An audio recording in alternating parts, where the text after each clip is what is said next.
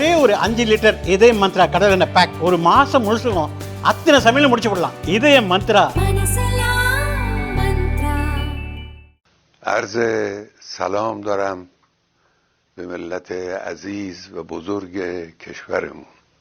شهادت سرداران و دانشمندان عزیز که البته برای همه سنگین است و تعدادی از مردم غیر نظامی رو به ملت ایران به خانواده های اونها تبریک و تسلیت عرض میکنم.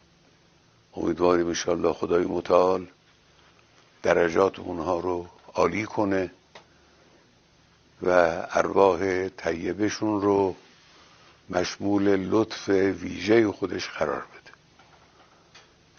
و اما مطلبی که مایل بودم با ملت عزیزمون در میان بذارم اینه که رژیم صهیونیستی اشتباه بزرگی کرد، خطای بزرگی کرد، غلطی کرد و عواقب او رو بیچاره خواهد کرد به توفیق الهی. ملت ایران از خون شهدای گرانقدر نخواهد گذشت، از تجاوز با آسمان کشورش صرف نظر نخواهد کرد.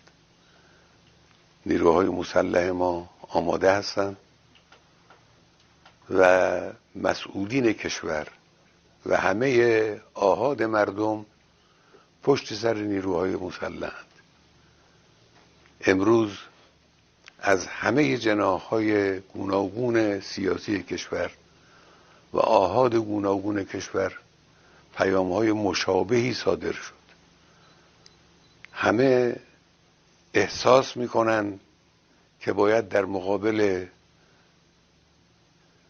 هویت خبیث رذل تروریست صهیونیستی با قدرت عمل کرد. باید با قدرت عمل کرد و انشاءالله با قدرت عمل خواهد شد و با اونها مماشاتی نخواهیم کرد. زندگی برای اونها تلخ خواهد شد بدون تردید.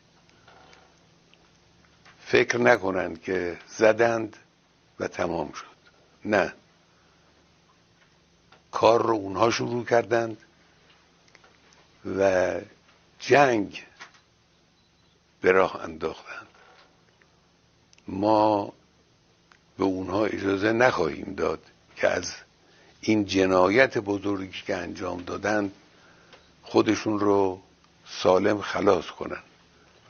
مسلم نیروی مسلح جمهوری اسلامی ضربه های سنگینی بر این دشمن خبیث وارد خواهد آورد.